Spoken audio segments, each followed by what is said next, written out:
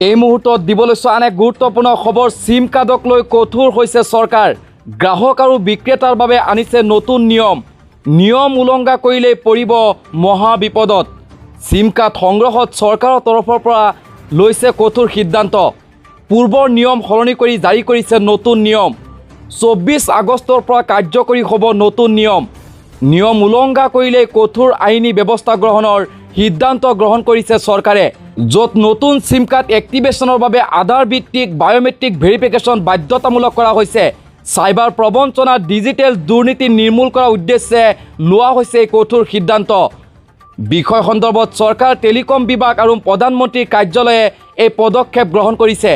নতুন সিম কাৰ্ড ল'বলৈ বা পুৰণি সিম সলনি কৰাত মানিব লাগিব কেইবাটাও নতুন নিয়ম।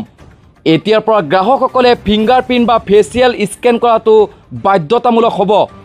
ভোটাৰ কাৰ্ড বা পাছপৰ্টৰ জেৰেজ দেখুৱাই সিম কাৰ্ড লোৱাৰ ব্যৱস্থা সম্পূৰ্ণৰূপে বন্ধ কৰিছে চৰকাৰে।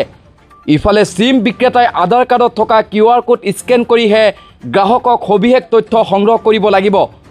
আনহাতে এজন ব্যক্তিয়ে নিজৰ নামত সৰ্বাধিক 9খন সিম কাৰ্ড ৰাখিব পাৰিব। কিন্তু জম্মু কাশ্মীৰ আৰু উত্তৰ পূৰ্বাঞ্চলৰ বাসিন্দাসকলে 6খন সিম কাৰ্ডহে ৰাখিব পাৰিব। চৰকাৰৰ কেন্দ্ৰীয় ডিজিটেল ইণ্টেলিজেন্স প্লেটফৰ্মৰ জৰিয়তে টেলিকম কোম্পানীসমূহে গ্ৰাহকৰ ফটো পৰীক্ষণ কৰিব। কোনো ব্যক্তিয়ে নিৰ্ধাৰিত সীমাতকৈ অধিক সিম ল'লে খুজিলেই ব্লক কৰি দিয়া হ'ব সিম কাৰ্ড। কোনোৱে ভুৱা সিম বিক্ৰী কৰিলেই তেওঁলোকক ব্লেকলিষ্ট কৰা হ'ব। লগতে 10 লাখ টকা পৰ্যন্ত জৰিমনা বিহাৰ সিদ্ধান্ত গ্ৰহণ কৰিছে সংশ্লিষ্ট বিভাগে। আনহাতে আনৰ ID ব্যৱহাৰ কৰি সিম ল'লে 3 বছৰ পৰ্যন্ত কাৰাদণ্ড হ'ব পাৰে। লগতে 50 লাখ টকা পৰ্যন্ত জৰিমনা বিহাৰ সিদ্ধান্ত গ্ৰহণ কৰিছে চৰকাৰে।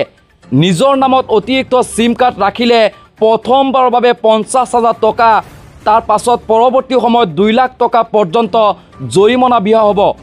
সিম কাৰ্ড হেৰাই গ'লে বা বেয়া হ'লে নতুন সিম লোৱাৰ পিছত 24 ঘণ্টা পৰ্যন্ত ইনকামিং আৰু আউটগয়িং SMS সেৱা বন্ধ থাকিব।